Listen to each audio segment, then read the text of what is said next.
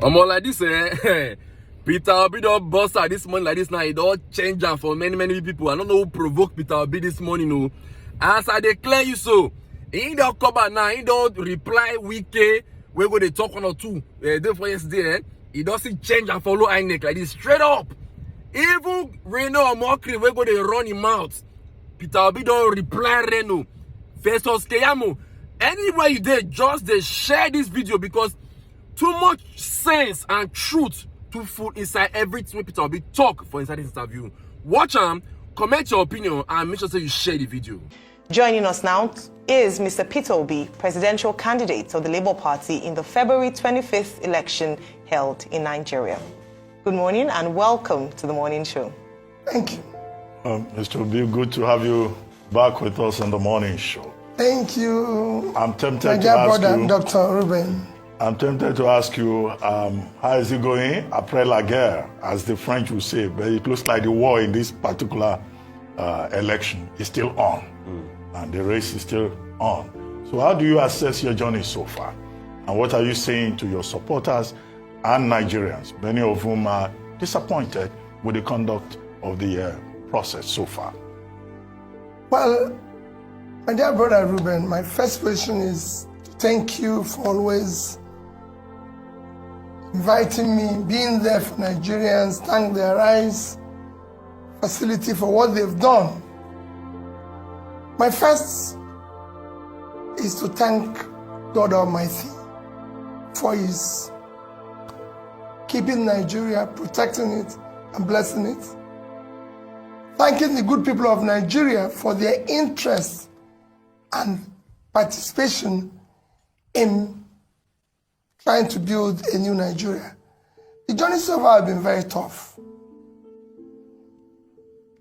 But that is what is expected. It's been difficult because you're trying to change what is there that hasn't kept us where we are.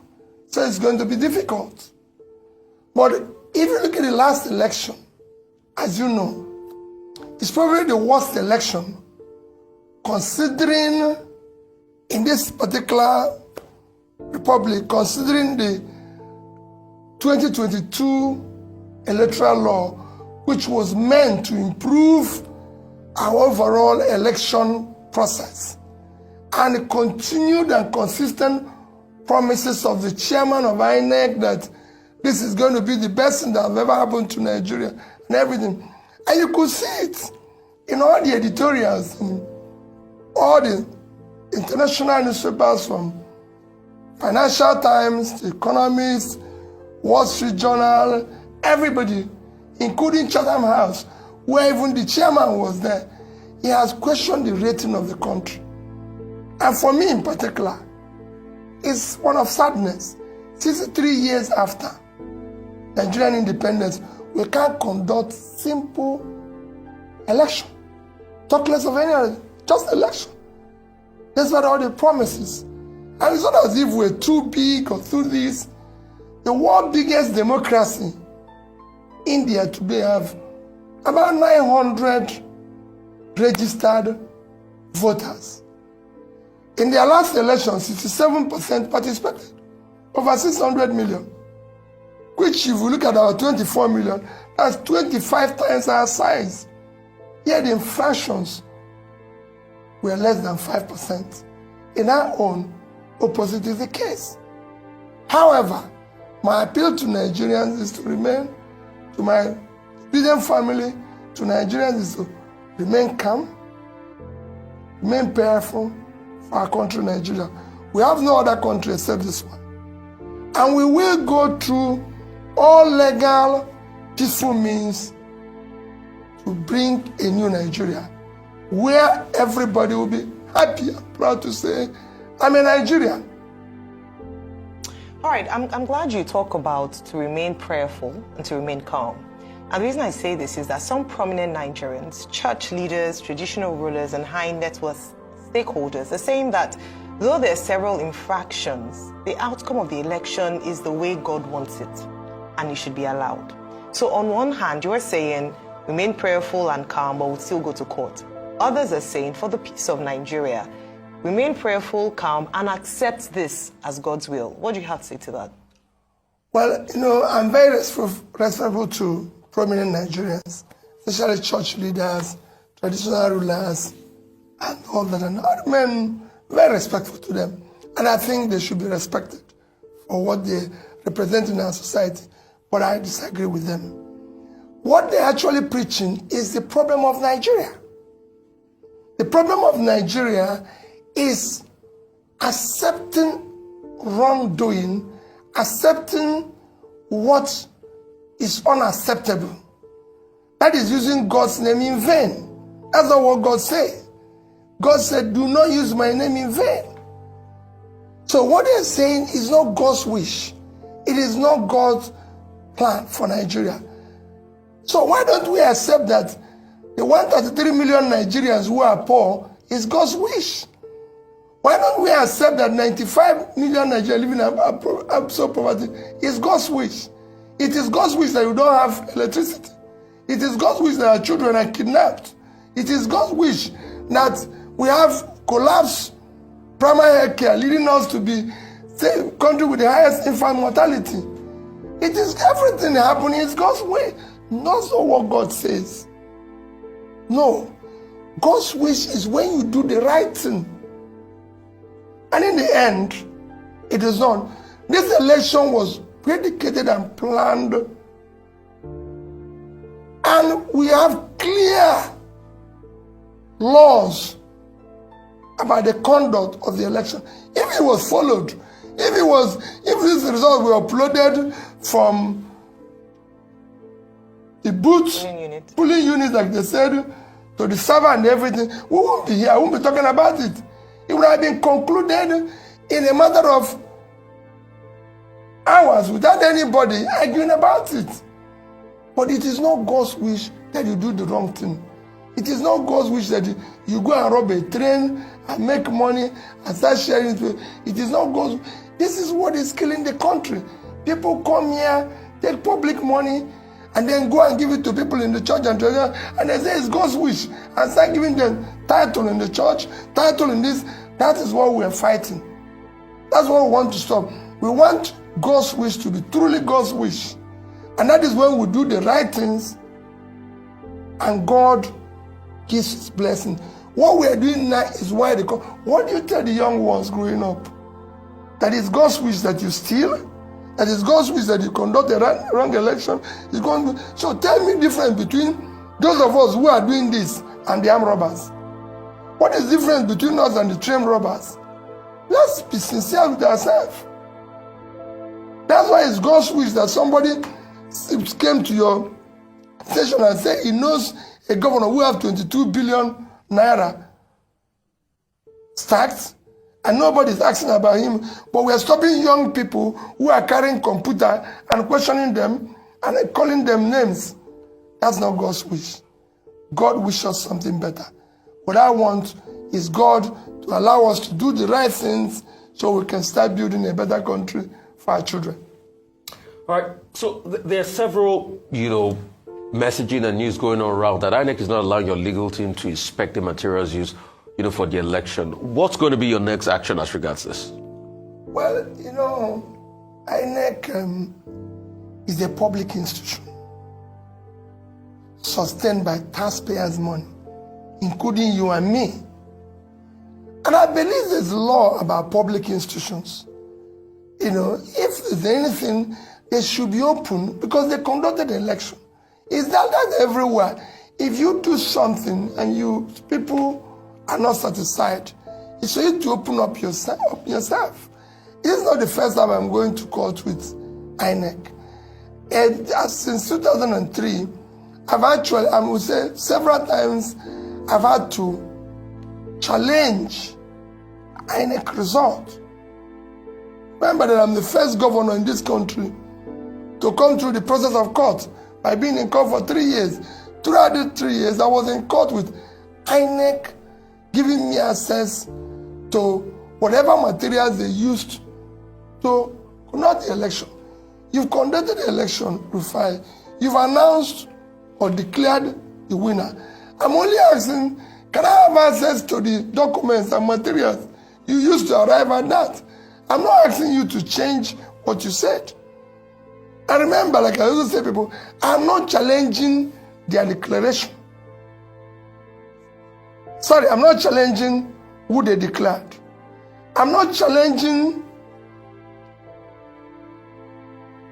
whatever the outcome. I'm challenging the process which they arrived at their declaration. And unless we do that, we're not going to stop the rascality we witnessed in that election. The process through which people come into office is, for me, I said it everywhere, is far more fundamental than what they do thereafter. There's a process of doing things. There's a process of arriving at any destination. If, like I said in my press conference, if you're going to answer His Excellency, the process of coming to that position must be excellent.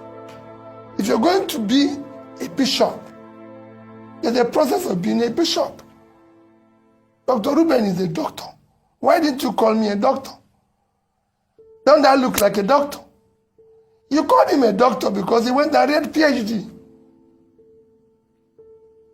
Rufai might be awarded a doctor by university. So he's a doctor. But you can't just go on the street and say you're a doctor when you're not. So there must be a process, because even if it's going to be awarded, you must have done something that merited you to be awarded that. Or you must have, like Ruben, went and read PhD. Otherwise, we're all doctors. So a process is important. Right. So what would you be doing next, really, if they are not granting you access to this? We'll follow the law.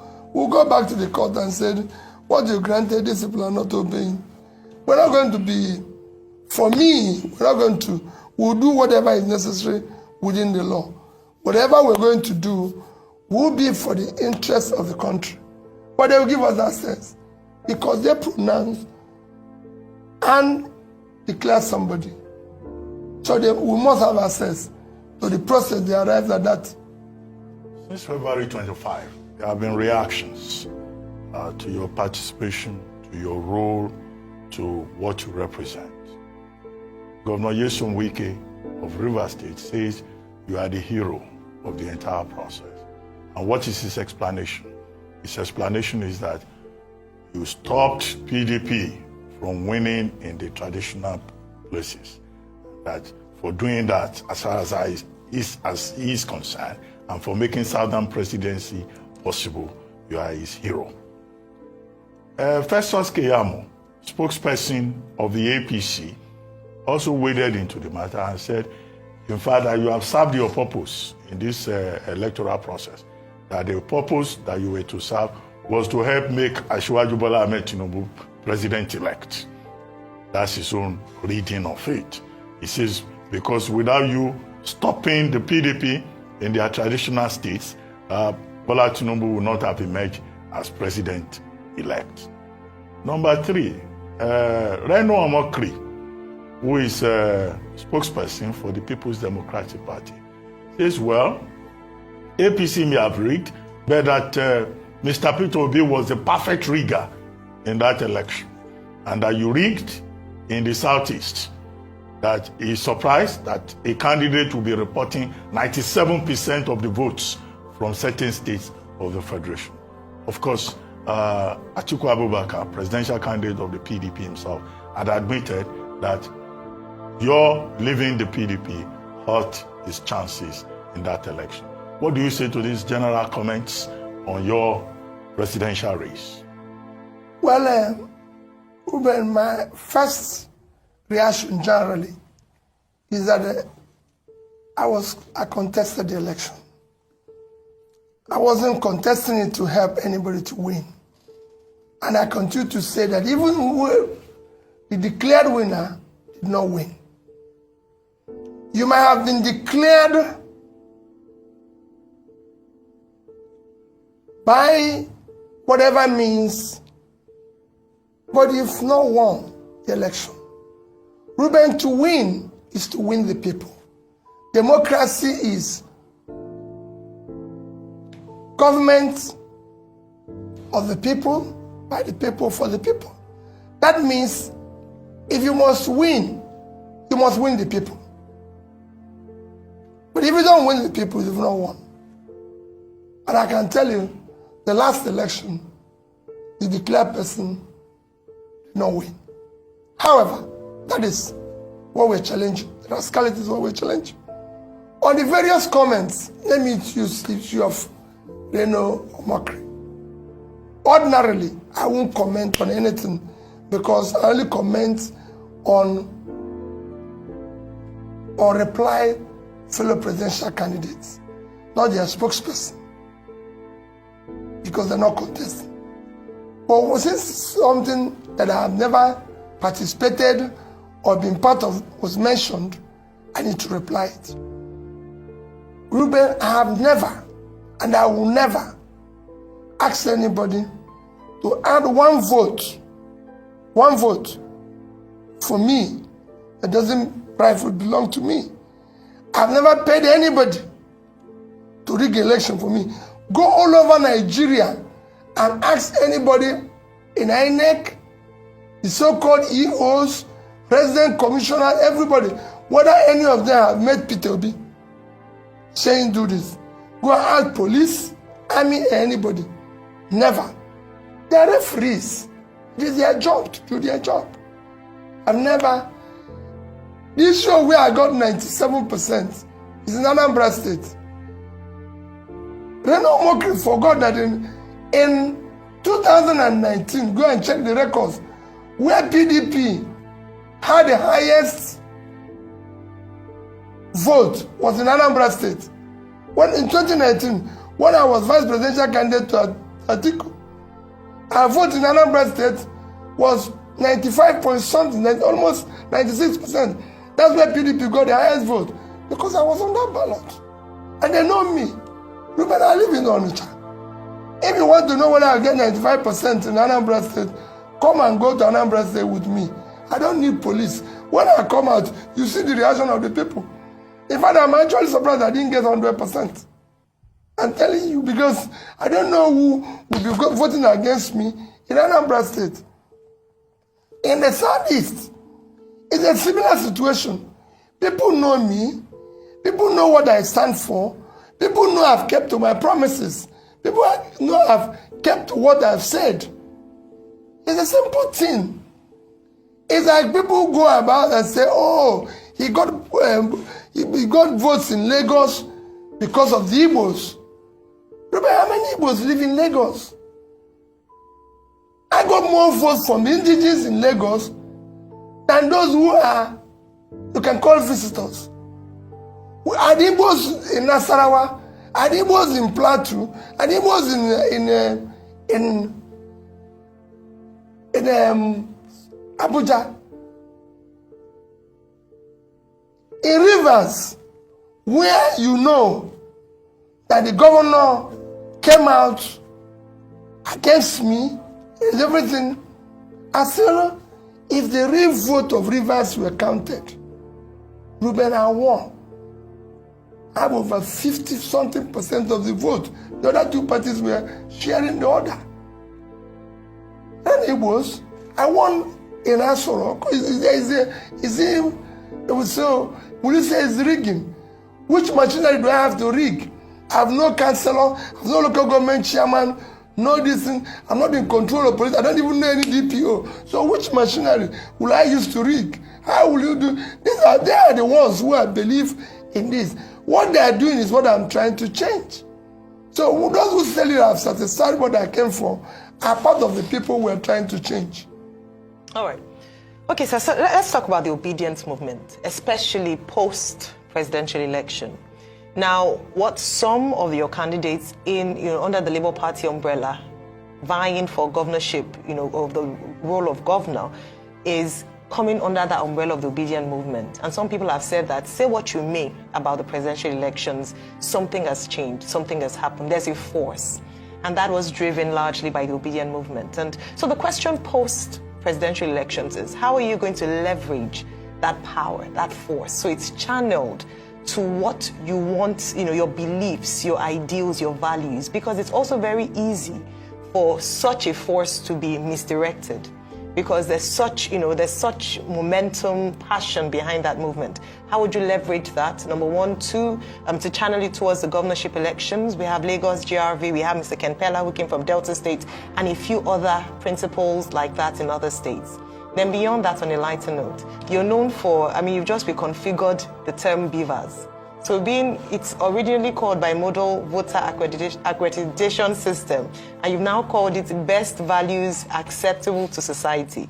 Please Basic values, sorry. Acceptable to society. If you'd like to shed more light on that on a lighter note, it would be great. Well, let me start with the obedient movement. Because Nigerian politics have been largely transactional, when we were starting this, people didn't believe what we were trying to do. The consequence is that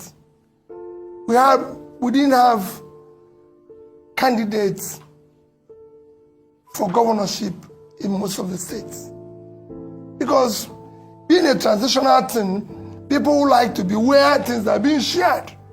So nobody believes that a party without councillor, local government chairman, can come up and become something.